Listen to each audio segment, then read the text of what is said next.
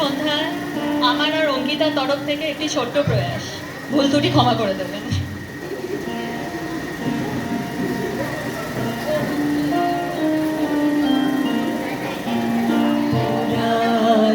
সেই দিনের কথা ভুলবি কি রে, আয়ুষী চোখের দেখা প্রাণের কথা সেই কি ভোলা যায়।